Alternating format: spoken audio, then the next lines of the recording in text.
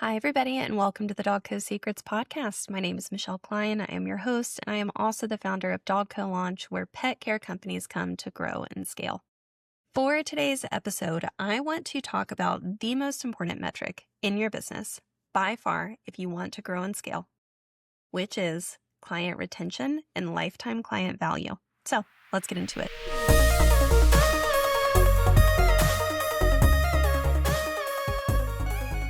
So this is the last episode I am filming before heading out of town for 2 weeks to do two things. Decompress.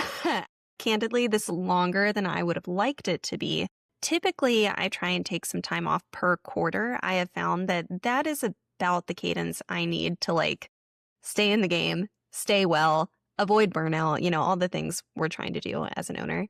This year, I have been on about a 7-month stretch without really disconnecting. I can't stand for it. My clients know I am vigilant about this. For both them and me, we talk about self-care, time off on a weekly basis because I think it's so important that you let your brain take a break, you let your brain reset, and that we try and fight this belief that is I struggle with it on a daily basis, that we have to do everything as fast as possible. I like going fast. I like building big things and I like doing it quickly. And Dog Co will be better if I take a little bit of time off to let my brain be at its best and to come back refreshed and ready to kill it for the next 6 months. So that is my goal. I have a twofold goal: time off for a week and then letting myself just really chew on things in a way that time does not normally allow for when I am just kind of in the flow of the business. So I'm excited to report back. I'm filming this 20 minutes before we leave. And then when I get back, I will have lots and lots of lessons. The trip, by the time this airs, will have ended, but I will be excited to be back. And I just always come back with a million ideas for Dog Co, a lot of different implementations that I think will help our clients, help our team. So yeah, cheers. In the meantime, though, let's talk about client retention. So there are many things I look back on in my pet care business. So I sold my pet care business in 2023. I had 25 staff, about 600 clients, and sold my business so that I could found Dog Co Launch and give it my full-time attention. I am a big believer in having one thing so that you can really give it your best. There's a quote that I like: it always takes more than you think it will. And I like to leverage in that direction in my planning of just let's assume I'm going to undercalculate. I'm going to be over optimistic. It's going to take 2 to 10 times more than I think or want it to. That's how you win, I think, is you leverage depth rather than breadth. If you're ready to take your pet care business to the next level, then I want you in the room at the Dog Co Business Summit, October 2nd through the 4th in Winston-Salem, North Carolina. We have brought together the very best speakers we could possibly find, and we are getting the best companies in the room to help give you the path to grow and scale your pet care business. Go to dogcosummit.com to learn more. So, going back to where this started, I sold my business in 2023. I've now worked with about 300 companies in the pet care space since then. I worked with solos a little bit when I first started, but really I've been focused on teams. So I would say 98% of my client base has been scaling teams. Since I started Dog Co, now it's fully scaling teams. From working with so many companies, there are things in hindsight where I'm like, ooh, my own company, that was a miss. That was a miss. That was should have gone a different direction. And one of the biggest ones, and this became really clear to me after I sold and I started working with more companies, and I was like, oh, I see this now. One of the biggest things I see in hindsight is I overemphasized new client lead flow and severely underemphasized client retention of current clients. And there was so much opportunity in my business that I should have focused on that I didn't.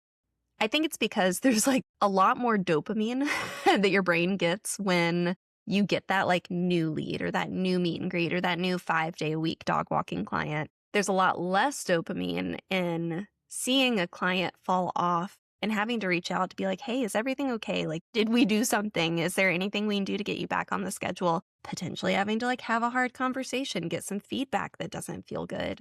And I leveraged way too hard towards the new shiny marketing and way should have focused way more on keeping the clients that I had, extending them like more deeply into the business, focusing on how can we get you on the schedule more for longer services, get more kind of integrated with you and your family. And then how can I keep you longer? The metric that correlates to, there really are two, because I really have been trying this year, any strategic advice I give, to tie that back to a metric that we are measuring and trying to influence, trying to build that muscle, both for myself, but also for our industry, because it's all in the data. Going to which two metrics does this really connect to?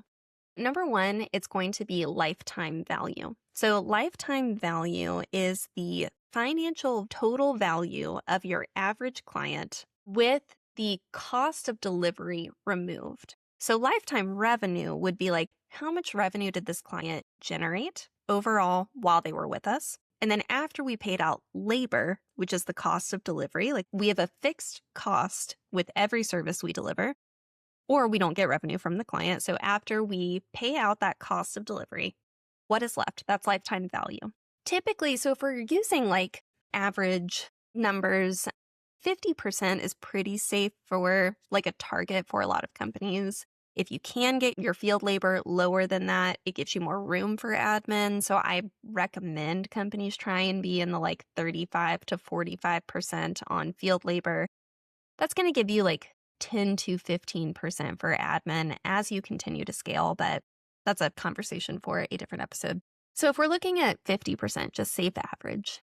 So the lifetime revenue of a client might be $15,000. Let's say you keep them for a couple years. They're on your schedule regularly for dog walking. Maybe they take a couple big trips a year if you offer pet sitting as well.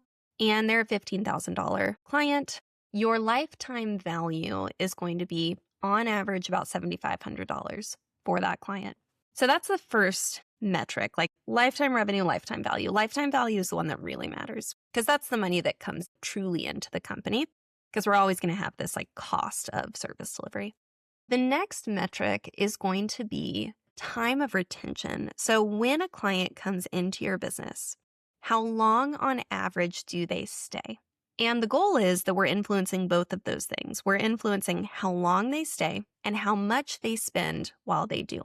If you can crack that code in your company in two ways. One, if you can make those two metrics predictable overall, like you're always going to have systematic churn or basically unpreventable churn, like people whose pets pass or they move out of your service area. You will always have a percentage, hopefully it's small, in your business of clients who fit that criteria. But the rest of the clients, if we built the systems, we built the way that we work with them, we could put into some type of kind of predictable experience with the company. That is really our goal here, because if you can get predictability in client lifetime value and the length of retention for your clients, that gives you the data to know how much fuel to pour on front-end lead flow to hit the revenue that you want to hit and to scale sustainably. But it really starts with those two numbers, because otherwise we're kind of just casting this net and hoping that we just draw in enough leads that we'll get lucky to hit like really high value clients. I'd much more prefer to build an internal, now that I know what I know, to build an internal system of, okay, we've now gotten to the place where we know if we can get a client to do X, they will stay for X amount of time and on average spend X amount of money. That tells me how much I can market. That tells me a lot more like predictive revenue in my business, gives me an idea of like what I should project out for hiring. Like everything can flow from that, those two metrics. And I did not see that when I had my company. I see it now. It has definitely influenced the way that I build Dogco and what I emphasize. So yeah, I hope that was helpful as I am thinking about taking time off. This one felt important to kind of slide under the wire. It's like, okay, focus first on retention and lifetime value. Figure out those two things, and then we will go from there. All right, I hope this was helpful. I hope everyone has planned some time off for the summer. And maybe that's the biggest takeaway for this episode for you. If you were listening and you were like, must be nice, I'd love to take a few days off, you can. You are a business owner. You have intentionally chosen a life where you have more control, even if it doesn't feel like it, over where your time goes and what you choose to do. Now, you may have to plan further ahead than the average population, but you do have the control. So if you're listening to this and you're like, God, I really need that, take a look at your calendar. That's your takeaway homework for this episode. Open your calendar and look at when is the next time I could take 2 to 4 days off. And I want you to think about it through the framing of not, does it look like all the stars would align, but how could I do it and what would it take? Because there is a way. I will talk to you guys soon. Cheering you on.